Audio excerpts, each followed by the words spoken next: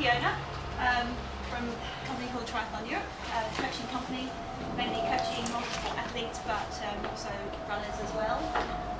So yes, I'm here to talk to you today about training periodisation. There's a couple of handouts there which we'll look at maybe towards the end. We've got some time to do a practical activity, but otherwise we're going to cover these topics today.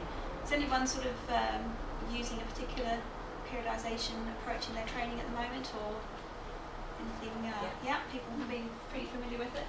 Okay, so it's just this idea of training cycles, really, just breaking the year down into certain aspects and focusing on particular aspects of performance or physical conditioning. So we'll have a look at that in a bit more depth as we go through. Training intensities as well, just to show of hands, people who are used to training with perhaps heart rate zones, pacing zones, that sort of thing. Okay, great, good, so I'm going to look at that. Energy systems, people just getting familiar with aerobic capacity, anaerobic capacity, being able to sustain quite a fast sort of effort towards the end of a race perhaps, or at the beginning of a race, or throughout a race. Injury prevention, obviously that's an underlying goal the whole way through everything that we do, but it's quite a strong theme for me as a coach. Obviously I do see a lot of athletes who sort of come to me for help because they've got themselves injured because of the approach they've been using, perhaps more overreaching in training. Ultimately, of course, we want to improve performance, so that's what we're all here for today. I've got a case study I'll share with you on an ultra runner that I'm coaching for the Marathon des Sables at the moment, and we'll have some time for Q&A at the end. Alright, so a little bit on me. I'm a full-time triathlon coach. I founded my company, coaching company Triathlon Europe, a pro triathlete a long time ago, world-known European triathlon champion, and I do write for 220 magazine now and then. Okay. So, I've lost my picture, but that's alright. I thought it was a good place to start, really. So, most people will be familiar with doing the same thing year in, year out, or the same process over and over again, and expecting a different result. So, obviously, looking back in time, it's probably not a good way to approach your training. So, we'll have a look at some quotes here from athletes, things that I hear all the time. Be familiar. Everyone likes to feel confident they're able to nail good performance on their chosen race. Sometimes we don't go into the race feeling like that, but it's nice to have that feeling if you've done the training. Strong on hills, that's something that's strength or weakness, maybe something you fear. Choose races particularly because they're not hilly courses. Importance of being in peak condition for the races that you've invested a lot of time, money and energy in getting ready for. I think we all struggle with this one, planning your own training and not resorting to using your favourite sessions or doing the sessions that you like to do. I think athletes left to their own devices do tend to train a little bit like that. This is where having a plan comes in, or a coach comes in. A classic one I hear all the time: I don't need a rest day, I don't need a recovery week. That sort of idea that I'm a machine, not a human. And the sad one at the end, really, despite training hard, I haven't improved. So hopefully understanding a bit more about periodisation will give us a bit more insight into how we can avoid some of those statements at the end of the season. Alright, so just a little definition for you. Let you read that through. Variation, intensity and volume.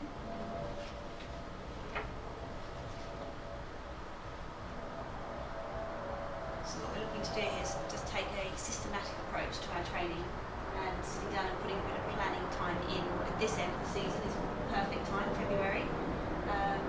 Looking at your own strengths and weaknesses, maybe doing a bit of a self-review of performance over the past few years. If you've been running marathons, 10Ks, 5Ks, half marathons, looking at classically where you do well in the season and maybe where you don't, and the training load that maybe got you to that race. So understand a little bit more about what makes you tick.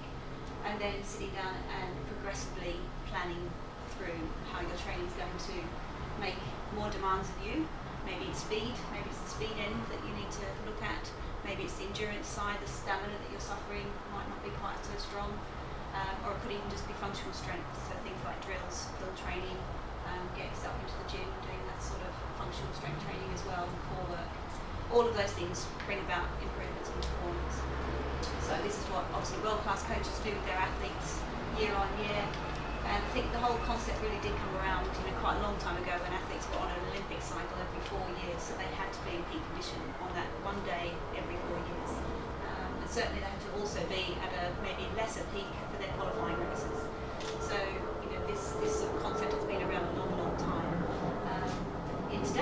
helps coaches use it in lots of different ways, because obviously races occur all year round. So it's not just a matter of being an Olympic athlete and maybe just peaking once every 4 years, which for most of us with day jobs and other sort of challenges in our lives, we've got races ticked off in the diary, maybe one a month all year round. So periodisation looks a little bit different for us mere mortals than compared to world-class and elite sort of athletes. So that brings us nicely into linear periodisation versus what we'll have a look at in a moment, non-linear periodisation. So this is the classic traditional approach, came about in the 1950s. Arthur Lydiard is probably the greatest pioneer of this particular method, very, very successful. And you can see here the performance to one peak, got a nice gradual build there for the majority of the season or the majority of the year. Training volume, training intensity might ramp up a wee bit and then level out a little bit. It does depend very much on how the athlete is adapting. Injury could play a bit of a factor there as well. And performance obviously gradually improving. And you can see little peaks, little troughs all the way along that performance curve, and I think that's to be expected as we are human after all, we're not machines. So really nice way of sort of visually seeing that in terms of dropping off the volume just before the peak performance that we're trying to achieve, so that the athlete's fresh, well rested and able to deliver all of that training and all of that performance on the one particular day. Also very, very interesting to note the massive sharp decrease in intensity ready for the race, and then afterwards the rest, recovery. I always like to just flag and just sort of point out that even to end athletes do have that rest as well. Okay, so how many of you are familiar with that sort of idea? It's been around a long time. I think most of the running books that we read have got lots and lots of training plans based on this kind of model, which is great if you can just adopt that and go pretty generically. You haven't got any injury issues, if you haven't got any sort of functional strength issues as well, if you've got imbalances in your running technique or biomechanics, that might be an area you need to look at more. So that's all pretty familiar stuff.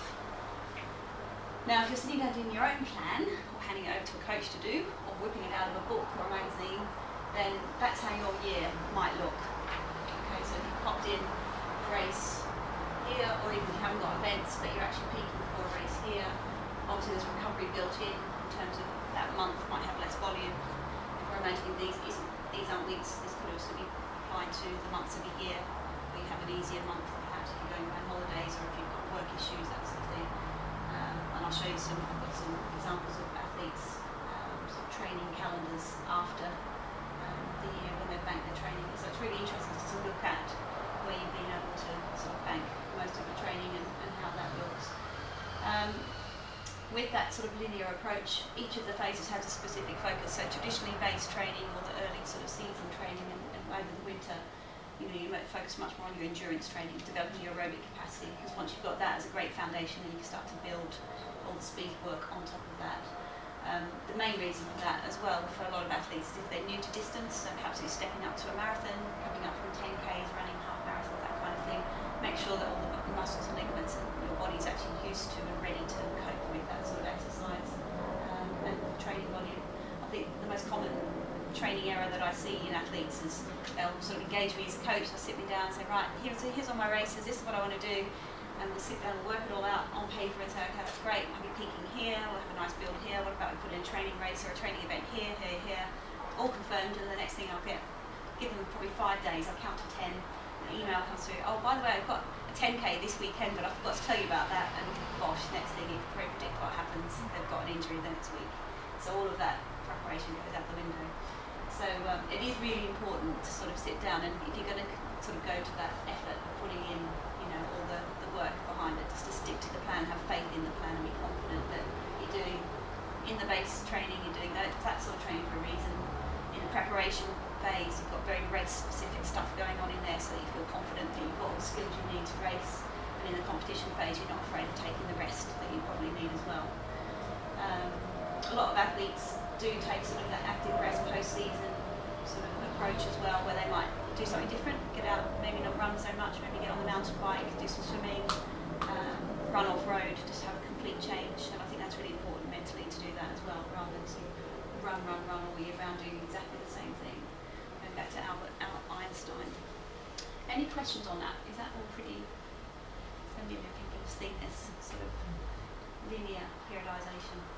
Okay, cool. Does anyone want to share anything they've been sort of doing this time of year that might fit into sort of base or transitional training?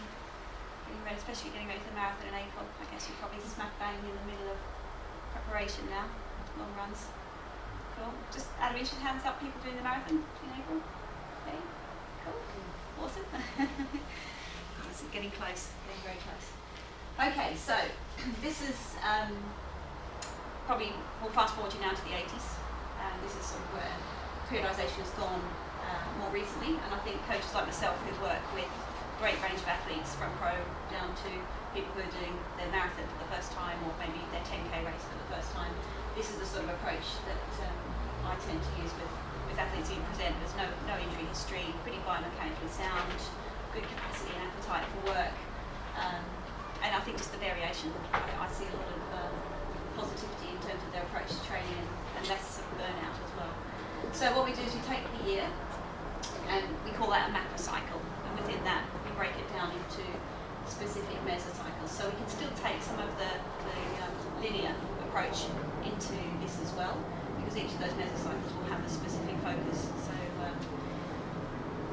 So it's all up there. But if we were looking at chunking that down, obviously into base, preparation and competition, or within that you could get even more specific, and then the individual sessions at the bottom there. So you can see lots of scope to develop all of these things.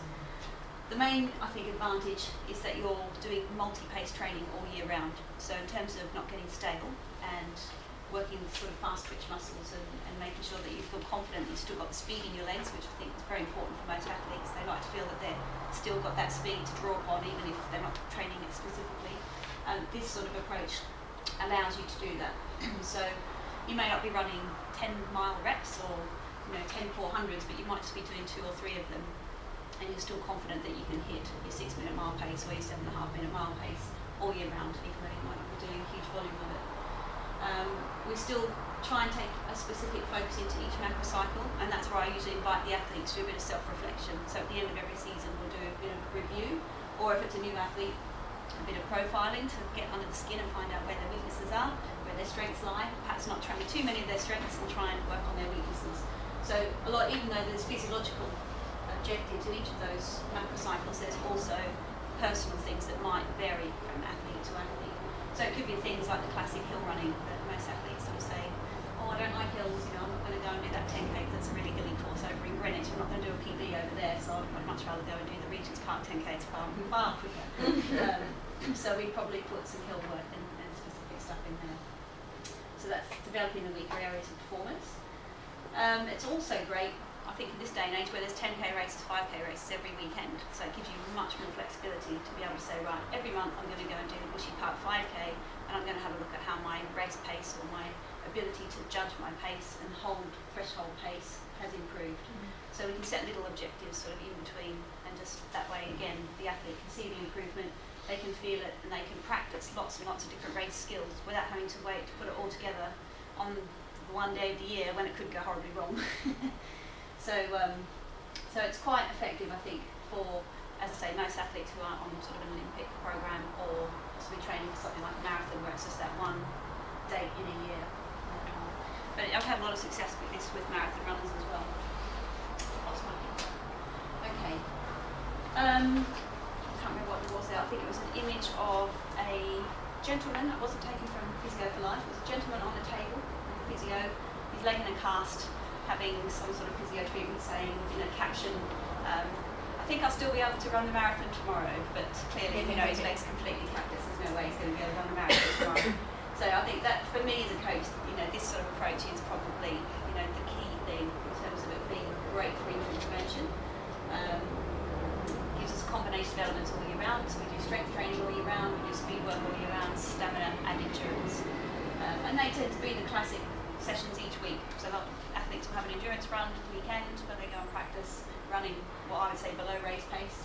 That one's very, very easy. They run to heart rate zones and try as hard as they can to keep the tight rein on them, because mostly they will fly out the door and try and run that one too quick. Speed work, interval work, most people are a member of a club, so they'll probably go and do that there because the group dynamic helps to make that a much more quality session. But equally, other athletes quite these days it's not very hard to set those very, very specifically and have those intervals for me to be able to look at and make sure they're being done right. Strength training tends to be a combination of functional strength, so things out on the hills, or a drill session, for example, doing lots and lots of drills if it's a biomechanic issue, an imbalance issue. Equally, there's lots and lots of functional strength work to be done in the gym or at home with your own DIY sort of materials. And stamina, endurance, and tempo sort of work. So the tempo session, if people have got time just for 4 sessions a week, that would be the classic 4 sessions that I would recommend. And in terms of variety, it's actually quite a nice way to look at your week, because you know that every single session is going to be very, very different, and you come out of it feeling at the end of the week you can see the gains made across all 4. Anyone train like this? Yeah, familiar with that? Cool. Okay, so in terms of progressing that, I think that's probably the hardest thing, because week on week, it's all very well to have those 4 sessions and do those 4 sessions, but how do you put it together so that you're doing faster intervals, longer endurance, more sustained tempo, sub-threshold running, and getting stronger on your functional side. So I thought, I had a quick look through my sort of bank of athletes, and thought this guy would be quite nice to sort of share with you. So he's doing the Marathon Star in a couple of weeks. We've got 4 weeks left. And basically he's been working since October last year. I think we pretty much started. He'd done Ironman Wales in September, had 4 weeks off completely, and we continued with multi-sport training up until December, just because he likes the swimming, likes the cycling. And in terms of progressing the endurance, I thought that would be quite a good way to go. He was keen to do that, and then from January we started to switch more over to running. So obviously injury prevention was a massive focus for him, because it's his first ultra, and you have to invest so much time and effort, don't you, and money to get some of these events, so it was very, very key that he actually just completes in one piece at the end. So broke down the training, yeah, that's fine. break it down into 4-week cycles, and it does look more like this in terms of weeks. So it's 3 weeks of steady build, and the build is mainly around endurance, so it's basically progressing the long weekend runs. It started off as 1, but it's now 2 back to back. And then an easier week where it's either less sessions or less duration at the weekend. And that is down to the athlete a lot of the time, so sometimes it's quite nice, mentally to know that you've actually got 2 rest days that week. And so quite often I'll give the athlete the choice, or other athletes like to have that sort of time put into their diary each day, so they still do their training, but the session is much, much shorter and maybe not quite so intense. So it's just sort of working out what works best for you in that respect. It's quite nice to maybe trial both ways of doing a recovery week and to see which way you get on well with. So that's kind of how the 4-weekly visa cycle looks. You're building up for 3, it's more like this, coming down to 1. But you can see there, in terms of variation, for some athletes it actually works better to do the 3-weekly cycle, where you're building for 2 and coming down to 1. It does very much just depend on what sort of volume you're able to handle. And if you are new to distance, I normally say to people, be a bit conservative and maybe work on the 3-week cycle until your body gets through a few adaptation curves and you can feel yourself getting stronger and more able to take the training. As you get closer to the race, so going back into Arthur Lydiard's approach, it's very important to do some very, very specific sessions. So maybe that endurance run that you've been doing at zone 2 heart rate, less than 75% of your max, maybe that needs to start to transform to race pace. So you go out and perhaps run 3 miles at race pace, see how that goes in the middle of that endurance run. Next week you might do 4 miles, 5 miles, etc. So you're building on that sort of phase. Every single phase you can feel that you're more confident being able to hold maybe a new race pace that you weren't capable of holding before. So for this particular athlete, race-specific weekends, as you can imagine, become really important. And I certainly remember back when I was running marathons, that Sunday run or that Saturday run, I'd go run on the course, and I would be able to actually, work at different paces at different parts of the course and be very, very familiar with it. By the time London Marathon rolled around, I knew every single inch of that road, from Wapping all the way across Tower Hill Bridge, down and across to Bermondsey and across through Greenwich Park. So it's, I think it's very key if you can obviously train on the course, that's brilliant. But if not, you do your very, very best to replicate it. So you look at the course profile, and then you look at the roads and the tracks around your house or where you live, and you try and pick a course that is very much the same. Obviously it's not too hard for the flat course, you just go and run a flat course, but certainly for this chap who's running the marathon the sub, where are we going to find desert with sand? You know, that's a bit of an issue here in London. So he's been running all the horse trails, you know, in in Richmond and Wimbledon Common on the very, very deep sand with a pack every weekend. He's doing back-to-back days, making it as specific as possible. He's doing long runs on the treadmill, in the gym during the week, dressed with too many clothes, so he's, you know, quite warm. People think he's completely nuts. He's spending time in the sauna and things like this for heat acclimatisation, because in the past he's not felt very confident in the heat. And obviously he's picked a very challenging event if you're not that way inclined. So it's also for us to trial energy systems, how he's able to cope with nutrition and mostly hydration. So by being overdressed and trying to get that heat-specific training in there, it's just very, very worth, you know, factoring that in. And obviously if you're running here in London doing the marathon, you know, for some people the cold is a bit of an issue, but especially if you're up in Australia, New Zealand, somewhere warm, it's definitely worth thinking about that so that you're in the right gear on the day. So just getting out there and trialling that. I'm not sure if that will have worked, that training overview. I'll just,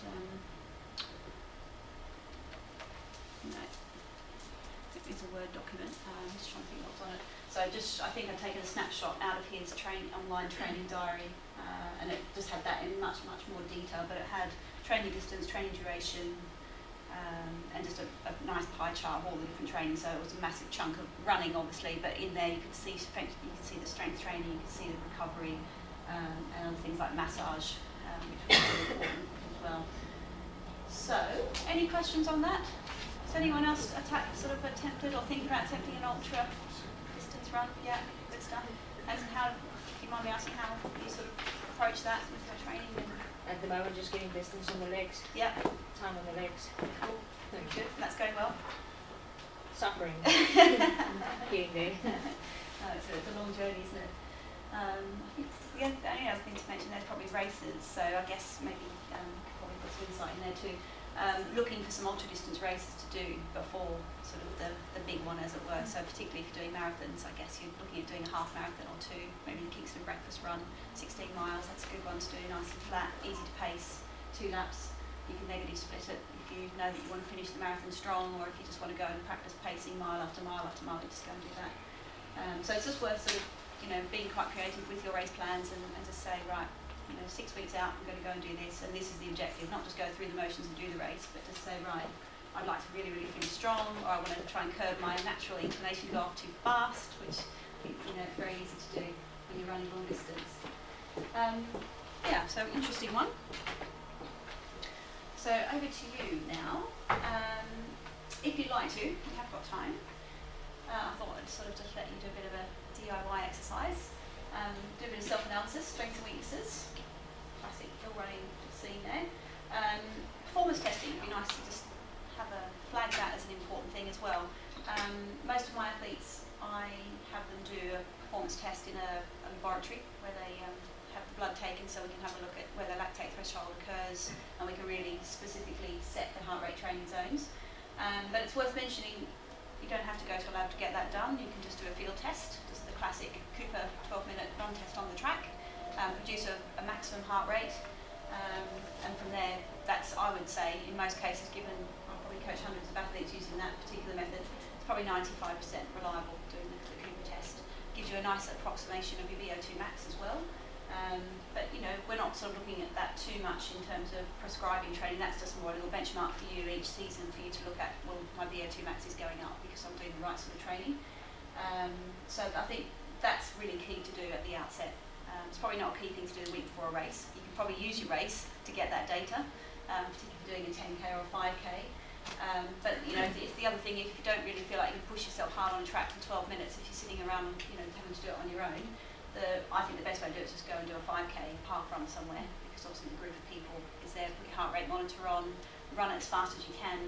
Might be 20, 25 minutes, 30 minutes even, but if you just look at the data afterwards and just chunk out 15 minutes of that and look at what your max heart rate was within that time and the average.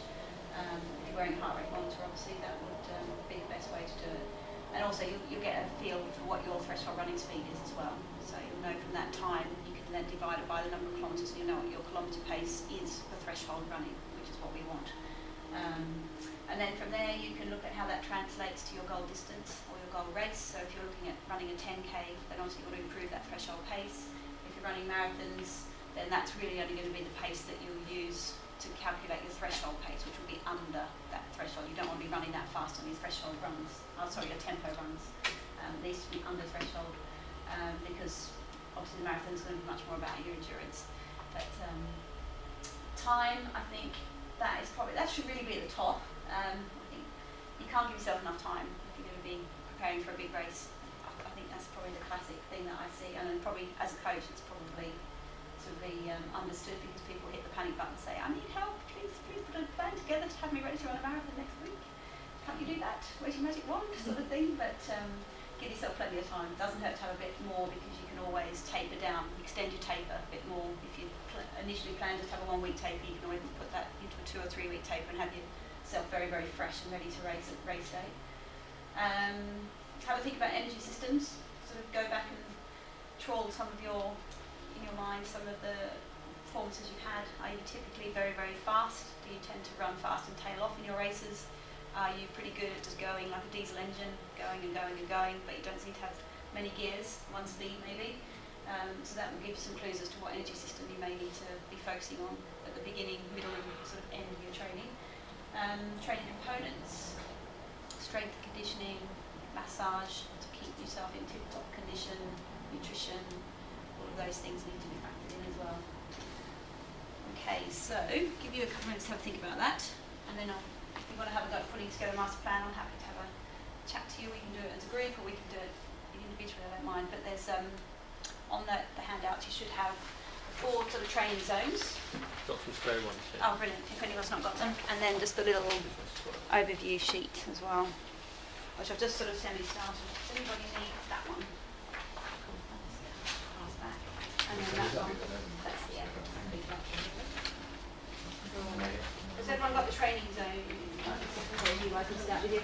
Excellent. Sorry, can you talk a little bit more about the energy zones you were just talking about? The energy systems. Yeah. Let's just go back. So that's probably let's put it in there. Okay, so if we're thinking about energy systems, in terms of your race conditioning, if you tend to think that you run fast at the beginning of a race and tail off towards the end, I would say it's probably more of this sort of training, aerobic endurance training, which we tend to do in the base. And if you're training all year round, obviously following the non-linear method, then you're making sure that those endurance runs are what I would say working up to over distance. So I know certainly traditionally a lot of marathon runners wouldn't run more than marathon distance before race day, and I think it does depend on the athlete. If it's a first time marathon runner, I wouldn't get them to run over distance at all. But athletes who've been doing marathons for quite a long time and have got the mileage banked, I think it's quite a good thing to do in terms of confidence as well. So that's certainly, it's that volume of training but it's low, steady state, very, very easy, zone 1, zone 2, under 75% of your max. So that's what's going to build your stamina, that's what's going to build your endurance. It needs to form a really massive component of your base training over the winter.